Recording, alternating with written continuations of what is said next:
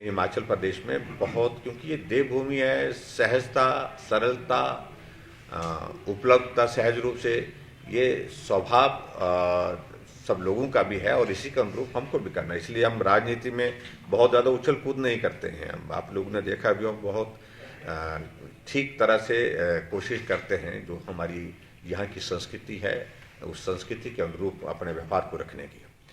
लेकिन फिर भी मैं इतना ज़रूर मैं कहना चाहता हूँ कि अपोजिशन पिछले 3 साल से प्रयत्नशील रहा कि हम कोई मुद्दा सरकार के खिलाफ ढूंढें, और मैं इस बात को कह सकता हूं कि कोई भी मुद्दा 3 साल के अंदर, जिसको मुद्दा बोलते हैं, स्थायी रूप से मुद्दा सरकार के खिलाफ कोई नहीं।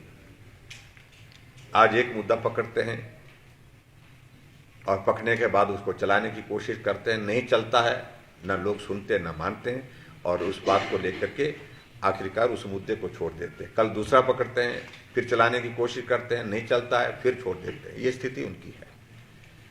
तो इसलिए मैं इस बात को कह सकता हूं कि हमने हिमाचल प्रदेश में पूरी ईमानदारी के साथ काम पर फोकस किया है।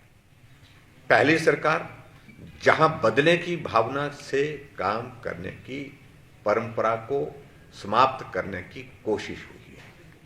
अन्यथा पहली कैबिनेट की बैठक में पहले निर्णय यही होते थे, उनके खिलाफ मामला दर्ज करो, इनके खिलाफ मामले दर्ज करने के बाद जो है वो इन मामलों को आगे बढ़ाओ। और तीसरी बात, जो ऑपोजिशन की परिस्थिति इस प्रकार की है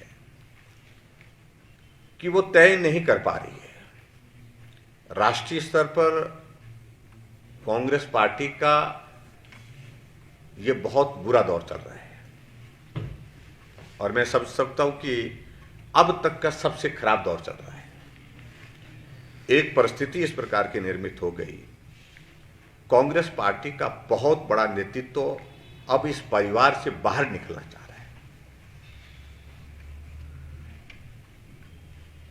और ये होकर के रहेगा आने वाले समय में। मुझे लगता है कि कांग्रेस एक नहीं रहेगी। लंबा दौर कांग्रेस पार्टी में एक एस्टैब्लिश्ड लीडरशिप के साथ चलते हुए जो है उसको स्टेबिलिटी उसको मिलती रही।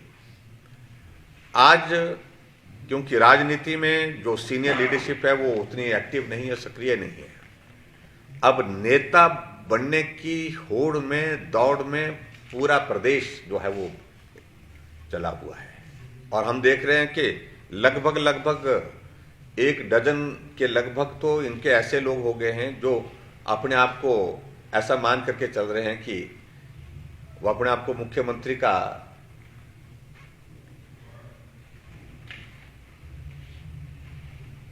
दावा करने के लिए मन ही मन सोचते हैं।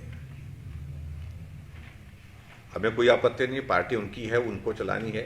उसके बावजूद भी मेरा यही कहना है कि उसमें एनजीटी ने भी एक ऑर्डर पास किया है, और विशेष तौर से कि हम दिवाली मनाएं, लेकिन दिवाली को मनाने का अंदाज वो ना कि हम रात के 1 बजे 2 बजे तक हम पटाखे छोड़ते रहे। प्रदूषण कम करें, क्योंकि कोविड के बहुत सारे मरीज जो हॉस्पिटल में जिंदगी और मौत के बीच में हैं, वो बहुत बड़े संकट में हैं, और प्रदूषण उनके लिए जहर है, उनकी जान के लिए बहुत बड़ा खतरा होगा। हम बाकी राज्यों की तुलना में हिमाचल प्रदेश में उस स्थिति में भी बहुत बेहतर हैं। यहाँ कोई एनजीटी ने कोई स्पेशल विशेष कोई इस प्रकार के इंस्ट्रक्शंस के साथ जो है वो इन्फोर्स करने के लिए नहीं कहा है, क्योंकि हमारी air quality as compare to other state बेहतर है। लेकिन फिर भी मेरा आग्रह है कि दिवाली मनाते रहेंगे, लेकिन दिवाली सिर्फ इसी बात के लिए मुझे लगता है कि भाई पटाखे और प्रदूषण फैला करके हम उसको मनाने का एकमात्र माध्यम है, ये इस प्रकार का ये नहीं है। हम करें, त्यौहार मनाना चाहिए, छोटे इसमें स्केल पर उसको करें, और उसके बाद प्रदूषण से हम बचने की कोशिश करें और बचाने की कोशिश करें।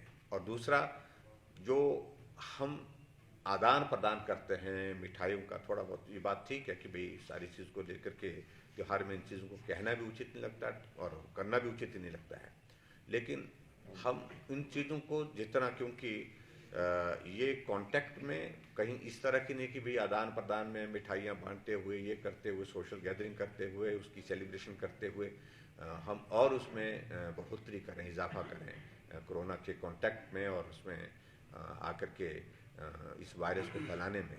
तो वो मुझे लगता है कि उस बात को लेकर के निवेदन मेरा है कि मैं एक बात कहूँ। देखिए सर, आपने लोकसभा में मंच से एक प्रॉमिस भी किया था कि जहां सबसे ज्यादा लीड मिलेगी उस डिस्ट्रिक्ट को मंत्री पद मिल जाए।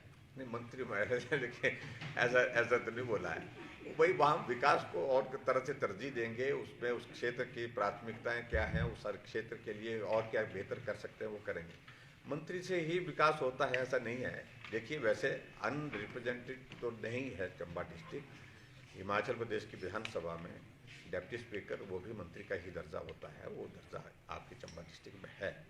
लेकिन फिर भी उसके बावजूद भी आप लोगों ने जो बात कही है, इन सारी चीज़ों में एक आप तो कॉन्स्टिट्यूशनल एक बाइंडिंग है, 12 बना सकते थे, वो बने हैं।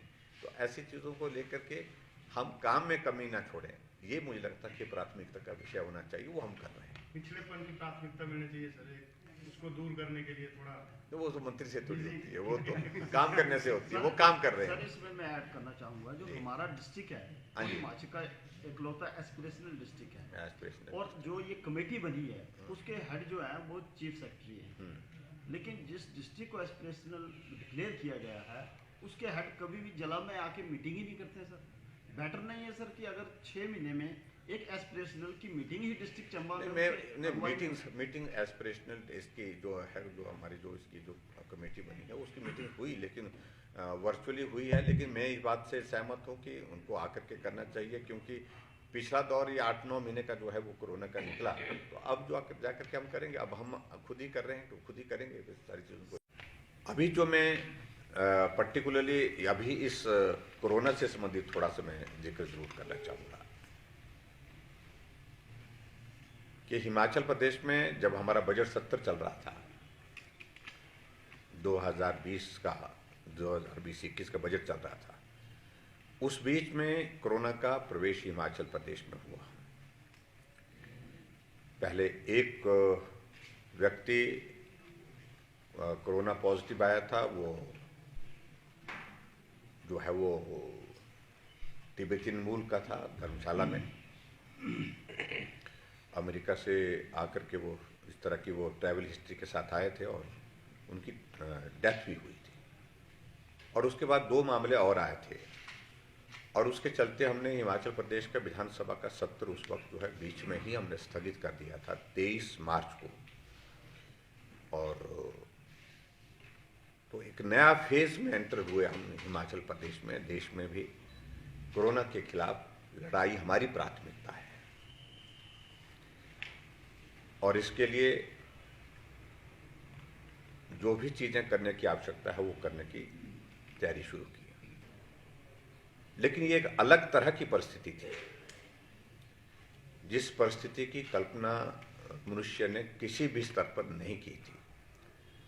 लेकिन फिर भी मैं इस बात को मैं कह सकता हूँ, दावे के साथ कह सकता हूँ कि Himachal Pradesh comparatively better managed है as compare to other state. अभी मैं ये कहना चाहता हूँ कि 2 दिन का मेरा ये प्रवास चंबा का आज पूरा होगा। उसके बाद मैं कुछ दिनों के बाद दोबारा आऊँगा।